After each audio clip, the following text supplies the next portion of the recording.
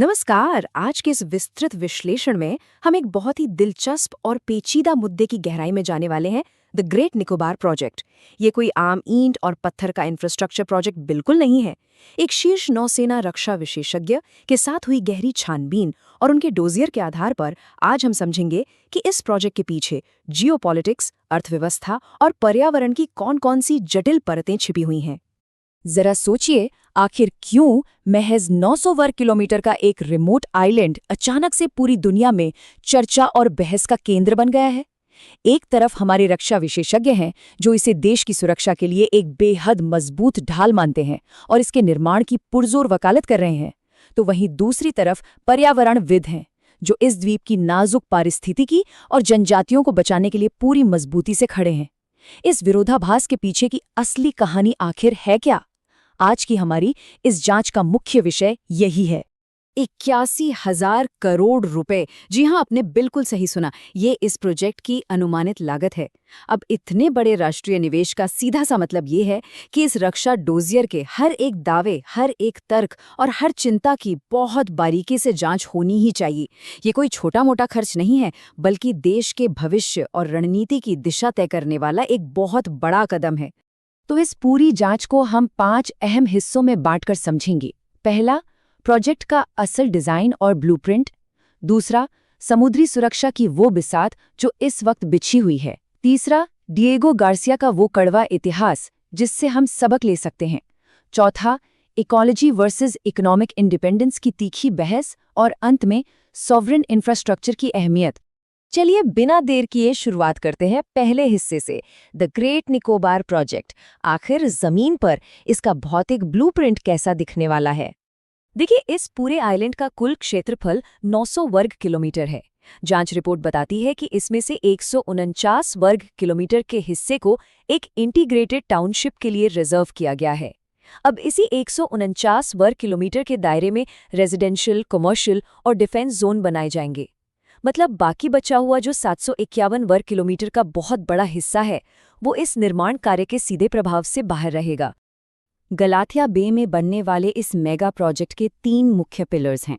पहला है एक ट्रांसशिपमेंट हार्बर जो ग्लोबल और डोमेस्टिक कार्गो दोनों को हैंडल करेगा। दूसरा, एक ड्यूअल यूज इंटरनेशनल एयरपोर्ट। ये सिविलियन फ्लाइट्स तो संभालेगा ही, साथ ही लॉन्ग रेंज मिलिट्री ऑपरेशंस के लिए भी पूरी तरह तैयार रहेगा। और मजे की बात यह है कि ये एयरपोर्ट इंडोनेशिया से सिर्फ 148 किलोमीटर दूर होगा। तीसरा अहम हिस्सा है एक पावर प्लांट जो पूरी तरह से स्वदेशी गैस और सोलर एनर्जी से चलेगा।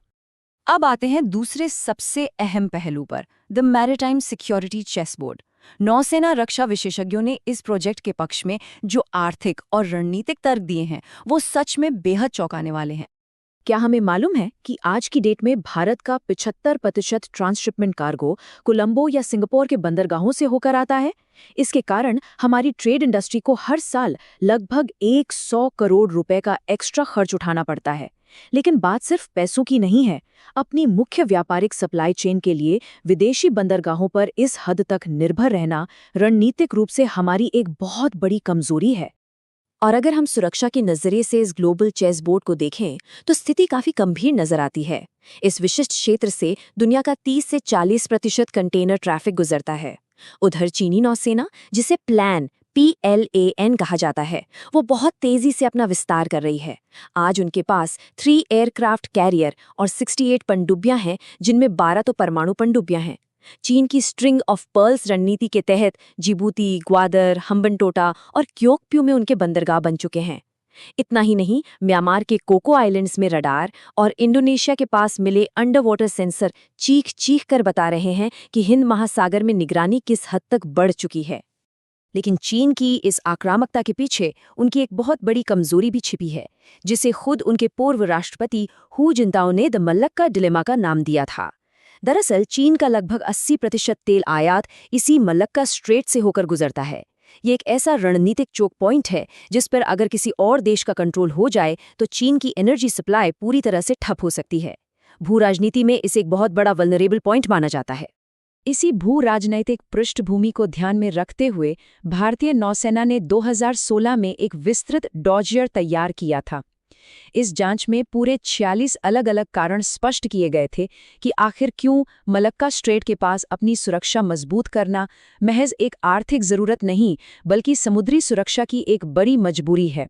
इसमें एक क्षेत्रीय अखंडता बनाए रखना, अपने एक्सक्लूसिव इकोनॉमिक जोन को सुरक्षित रखना, एंटी टेररिज्म और एंटी सबमरीन ऑपरेशंस और हमारे जहाज़ों को तकनीकी और लॉजिस्टिकल सपोर्ट देना मुख्य रूप से शामिल था। और यही वजह है कि सैन्य दिग्गज इस प्रोजेक्ट को लेकर इतने आश्वस्त हैं। लेफ्टिनेंट जनरल KJS ढिल्लों के ही शब्दों में कहें तो great Nicobar island project Hind महासागर के भीतर भू रणनीतिक समुद्री क्षेत्र में एक गेम चेंजर साबित होने वाला है। रक्षा विशेषज्ञों का साफ तौर पर यह मानना है कि पड़ोसी देशों से लगातार बढ़ते खतरों को देखते हुए ये प्रोजेक्ट भविष्य में एक बेहद ज़रूरी बचाव या कहें एक डिटरेंस के रूप में काम करेगा। चलिए अब तीसरे हिस्से की ओर बढ़ते हैं, द डिएगो गार्सिया प्रेसिडेंट। आखिर हमारे रक्षा विशेषज्ञ विदेशी शक्तियों पर निर्भर रहने के बजाय अपने खुद के इंफ्रास्ट्रक्चर पर इतना जोर क्यों देते हैं? इसका जवाब हमें इतिहास के एक पन्ने से मिलता है। हिंद महासागर में ही स्थित चागोस द्वीप समूह के डिएगो गार्सिया की सच्चाई सच में बेहद कड़वी और दर्दनाक है।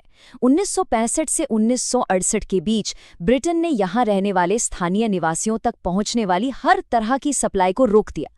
इससे वहाँ कृत्रिम रूप से भोजन का अकाल पड़ गया। 1971 आते आते स्थिति इतनी खराब कर दी गई कि लोगों को द्वीप खाली करने के आदेश दे दिए गए और दहशत फैलाने के लिए उनके पालतू जानवरों तक को बेरहमी से मार दिया गया। आखिरकार 1972 और 1973 में बचे हुए आखिरी 500 निवासियों को जबरन जहाज़ों में भरकर वहां से निकाल फेंका गया और ये सब महज इसलिए किया गया ताकि ब्रिटेन और अमेरिका वहां अपना एक मिलिट्री बेस बना सके। और आज उस डिएगो गार्सिया का सच क्या है? वहां आज 2000 से ज्यादा विदेशी सैन्य कर्मचारी तैनात हैं जो पूरे हिंद महासागर की गतिविधियों पर पैनी नजर रखते हैं। हमारे नौसेना विशेषज्ञ अपनी जांच में इसी घटना को एक चेतावनी की तरह देखते हैं। उनका मानना है कि अगर किसी देश के पास अपने ही क्षेत्र में अपना खुद का इंफ्रास्ट्रक्चर नहीं है तो वो क्षेत्र विदेशी ताकतों के लिए बहुत असुरक्षित हो जाता है और ये विदेशी ताकतें अपने रणनीतिक फायदों के लिए वहां नियंत्रण करने से कभी नहीं हिचकिचाएंगी। रणनीतिक सुरक्षा का यह तर्क अपनी जगह 100% मजबूत है, लेकिन इस मुद्दे का चौथा हिस्सा एक बिल्कुल अलग और संवेदनशील तस्वीर हमारे सामने रखता है। अब बात करते हैं इकोलॉजी वर्सेस इकोनॉमिक इंडिपेंडेंस की। ये पूरी बहस बिल्कुल एक तराजू की तरह है जिसे बैलेंस करना बहुत मुश्किल है। एक पल्ले पर हमारी रणनीतिक और आर्थिक आज़ादी है, विदेशी बंदरगाहों पर अपनी निर्भरता को खत्म करना, एक मजबूत नौसैनिक सुरक्षा स्थापित करना और वैश्विक समुद्री व्यापार के महत्वपूर्ण चोक पॉइंट्स पर अपना नियंत्रण सुनिश्चित करना।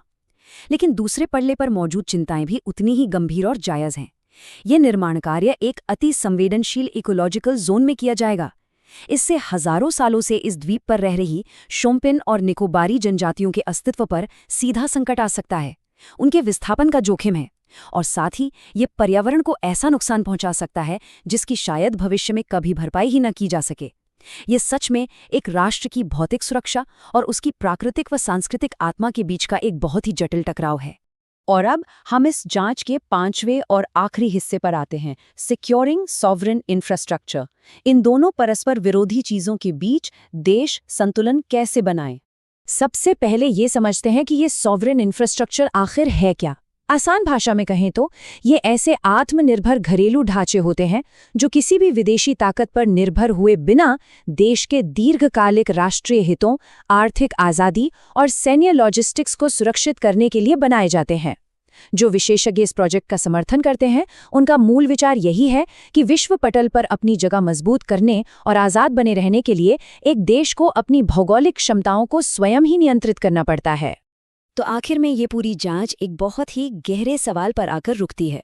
एक राष्ट्र को भू राजनीतिक खतरों की उस कड़वी सच्चाई और अपनी प्राकृतिक पारिस्थितिकी के अमूल्य महत्व के बीच संतुलन आखिर कैसे बनाना चाहिए? क्या लंबी अवधि की सुरक्षा के लिए पर्यावरण और वहां के मूल निवासियों के अधिकारों से समझौता किया जा सकता है, या फिर पर्यावरण को बचाने के लिए क्या हम अपने राष्ट्रीय सुरक्षा को जोखिम में डाल सकते हैं? ये एक ऐसा सवाल है जो केवल ग्रेट निकोबार का ही नहीं बल्कि हमारी भविष्य की सभी रणनीतियों का रास्ता तय करेगा। इस विस्तृत विश्लेषण में हमारे साथ जुड़ने के लिए आपका बहुत